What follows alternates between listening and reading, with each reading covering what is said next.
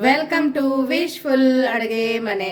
ನೋಡಿ, ಇವತ್ತೇ ಸಬ್ಬಸಿಗೆ ಸೊಪ್ಪು ಮತ್ತು ಈರುಳ್ಳಿಯಿಂದ ನಾವು ಇವತ್ತೇ ಡಿಫ್ರೆಂಟಾಗಿ ಒಂದು ರೆಸಿಪಿನ ಮಾಡೋಣ.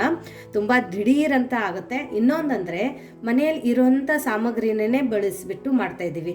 ಯಾವುದೇ ಸ್ಪೆಸಿಫಿಕ್ ಇಂಗ್ರೀಡಿಯೆಂಟ್ಸ್ ನಮಗೆ ಬೇಕಾಗಿಲ್ಲ. ಸೊ ಇವಾಗ ಸಬ್ಬಸಿಗೆ ಸೊಪ್ಪು ಮತ್ತು ಈರುಳ್ಳಿಯಿಂದ ಏನು ಮಾಡೋದು ಅಂತ ನೋಡೋಣ ಬನ್ನಿ. ನೋಡಿ, ನಾವು ಈರುಳ್ಳಿನ ಉದ್ದುದ್ದಕ್ಕೆ ಕಟ್ ಮಾಡ್ಕೊಂಬರ್ಬೇಕು. ನೋಡಿ, ಈ ಥರ ಕಟ್ ಮಾಡ್ಕೊಂಬರ್ಬೇಕು. ತುಂಬ ಥಿನ್ ಸ್ಲೈಸಸ್ ಇರಬೇಕಲ್ಲ, ಹಾಗಾಗಿ ಸೊ ಈರುಳ್ಳಿನ ಜಾಸ್ತಿ ಉದ್ದ ಕಟ್ ಮಾಡ್ಬೇಕಂದ್ರೆ ಈ ಥರ ಕಟ್ ಮಾಡ್ಕೋಬೇಕು. ಓಕೆ, ಅದೇ ಈ ಈರುಳ್ಳಿ ತಗೊಂಡಿರ್ತೀವಲ್ಲ, ಒಂದು ಈ ಥರ ಕಟ್ ಮಾಡಿದ್ಮೇಲೆ ಈ ಕಡೆಯಿಂದನೇ ಕಟ್ ಮಾಡಬೇಕು ಅಂತೀಯಲ್ಲ? ಹೌದು, ಅದೇ ಥರ ಕಟ್ ಮಾಡಬೇಕು. ಸೊ ಎಲ್ಲ ಈರುಳ್ಳಿನೂ ನಾವು ಇದೇ ಥರ ಕಟ್ ಮಾಡ್ಕೊಂಡು ಬರೋಣ. ನೋಡಿ, ಎಲ್ಲ ಈರುಳ್ಳಿನೂ ಇದೇ ಥರ ಕಟ್ ಮಾಡ್ಕೊಂಡು ಬಂದಿರಬೇಕು. ನೋಡಿ ಎಷ್ಟು ಥಿನ್ನಾಗಿ ಸ್ಲೈಸಸ್ ಆಗಿದ್ದಾವೆ ನೋಡಿ. ಅದೆಲ್ಲನೂ ನಾವು ನೀಟಾಗಿ ಉಜ್ಕೋಬೇಕು, ಸ್ಲೈಸಸ್ಸನ್ನು ಬಿಚ್ಕೊಬೇಕಿದೆಲ್ಲ. ಹೌದು, ಸೊ ಈ ಥರ ಎಲ್ಲನೂ ಬಿಚ್ಕೊಳ್ಳಿ.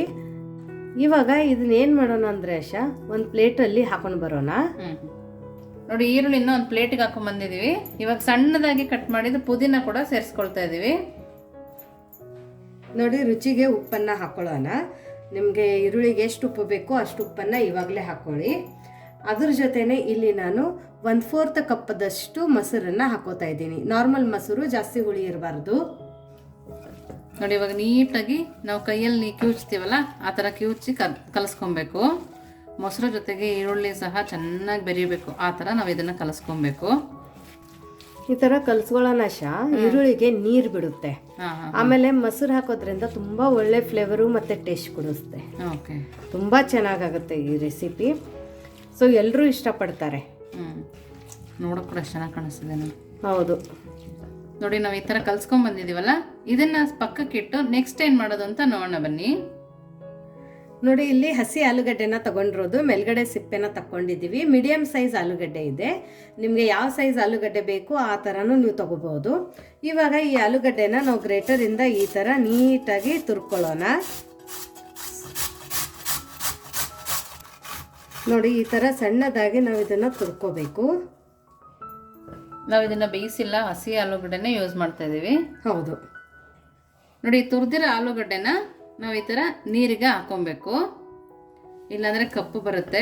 ಸೊ ಈ ಥರ ನೀರಿಗೆ ಹಾಕಿ ನೆಕ್ಸ್ಟ್ ಏನು ಮಾಡೋದು ಅಂತ ನೋಡೋಣ ಬನ್ನಿ. ನೋಡಿ, ಇವಾಗ ಸಬ್ಸಿಗೆ ಸೊಪ್ಪು ತಗೊಂಡಿದ್ದೀವಲ್ಲ, ಇದನ್ನು ಕೂಡ ಸಣ್ಣದಾಗಿ ಕಟ್ ಮಾಡ್ಕೊಬೇಕು. ನಾವು ಸೊಪ್ಪನ್ನು ಯಾವುದಕ್ಕೆ ಬಳಸಿದ್ರು ಹೆಲ್ದಿಯಾಗಿರುತ್ತೆ. ನೋಡಿ, ಇದನ್ನು ಕೂಡ ಸಣ್ಣದಾಗಿ ಕಟ್ ಮಾಡ್ಕೊಂಬರ್ತೀನಿ.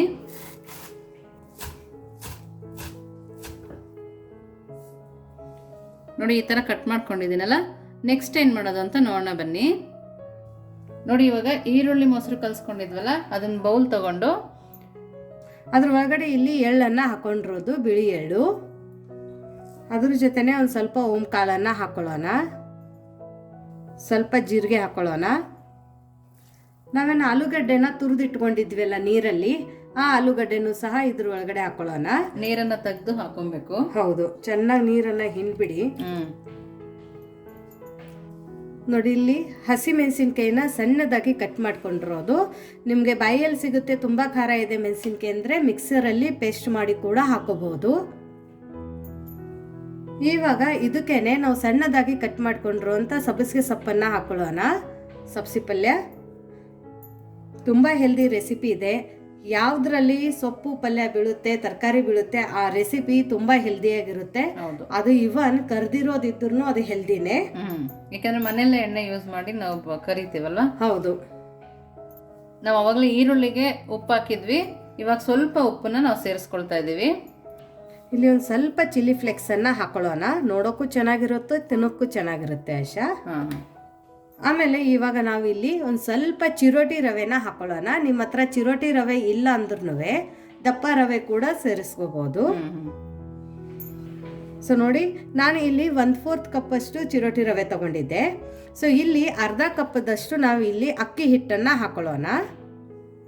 ನೋಡಿ, ಇಷ್ಟು ಎಲ್ಲ ಹಾಕಿದ್ಮೇಲೆ ನಾವು ಕೈಯಲ್ಲಿ ನೀಟಾಗಿ ಮಿಕ್ಸ್ ಮಾಡ್ಕೊಬೇಕು.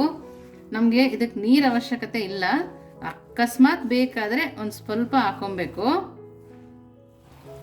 ಸೊ ನೋಡಿ, ಸೊಪ್ಪು, ಈರುಳ್ಳಿ, ಮೊಸರು, ಆಮೇಲೆ ಮಸಾಲೆ ಎಲ್ಲದನ್ನೂ ನೀಟಾಗಿ ಕಲಿಸ್ಕೊಳ್ಳೋಣ.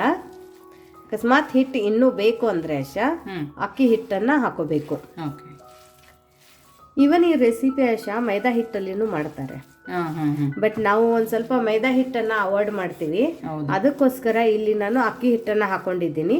ಇಲ್ಲ ಅಂದರೆ ನೀವು ಜೋಳದ ಹಿಟ್ಟು ಅಥವಾ ಗೋಧಿ ಹಿಟ್ಟಲ್ಲಿ ಕೂಡ ಈ ರೆಸಿಪಿನ ಮಾಡ್ಕೋಬಹುದು. ಅದನ್ನು ಬೇಡ ಅಂದರೆ ಕಡಲೆ ಹಿಟ್ಟಲ್ಲಿನೂ ಮಾಡ್ಕೋಬಹುದು. ಬಟ್ ಕಡಲೆ ಹಿಟ್ಟಲ್ಲಿ ಮಾಡ್ಕೊಂಡಿದ್ರೆ ನಿಮಗೆ ಸಬ್ಬಸಿಗೆ ಸೊಪ್ಪಿನ ಬೋಂಡಾ ಫ್ಲೇವರ್ ಬರುತ್ತೆ. ಮಾಮೂಲು ಬೋಂಡಾ ಫ್ಲೇವರ್. ಹೌದು, ಇದೊಂದು ಸ್ವಲ್ಪ ಡಿಫ್ರೆಂಟ್ ಆಗಿ ಯುನೀಕ್ ಆಗಿದೆ ಈ ರೆಸಿಪಿ.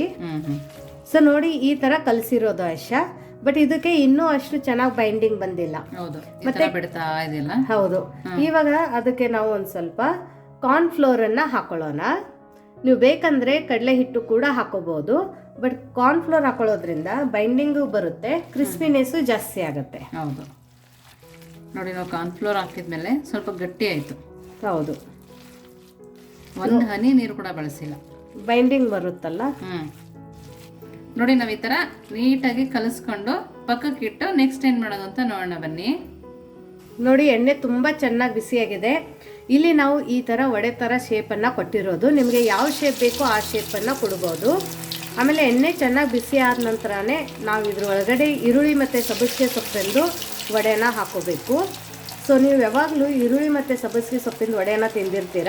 ಬಟ್ ಇಷ್ಟು ಯುನೀಕಾಗಿ ಮತ್ತು ಇಷ್ಟು ಡಿಫ್ರೆಂಟಾಗಿ ಮಾಡಿರೋದು ತಿಂದಿರಕ್ಕಿಲ್ಲ. ಕೇರ್ಫುಲ್ಲಾಗಿ ಹಾಕಿ, ಯಾಕೆಂದರೆ ಎಣ್ಣೆ ತುಂಬ ಚೆನ್ನಾಗಿ ಬಿಸಿಯಾಗಿರುತ್ತಲ್ಲ ಆಶಾ. ಹೌದು. ಫ್ಲೇಮನ್ನು ಮೀಡಿಯಮ್ ಫ್ಲೇಮಲ್ಲಿ ಇಟ್ಕೊಳ್ಳಿ. ಸೊ ನೋಡಿ, ಫ್ಲೇಮನ್ನು ಮೀಡಿಯಮಲ್ಲಿನೇ ಇಟ್ಟು ಇದು ಹಾಕಿ 1 ನಿಮಿಷ ಆದ ನಂತರ ನಾವು ಇದನ್ನು ಟರ್ನ್ ಮಾಡ್ಕೋಬೇಕು. ಈ ಥರ ತುಂಬ ಚೆನ್ನಾಗಿ ಘಮ ಬರ್ತಾ ಇದೆ. ನೀವು ಮನೇಲಿ ಮಾಡಿ ಏನು ಮಾಡ್ತಾ ಇದ್ದೀರಾ ಅಂತ ಓಡ್ಬಿಟ್ಟು ಬಂದ್ತಾರೆ ಮಕ್ಕಳು.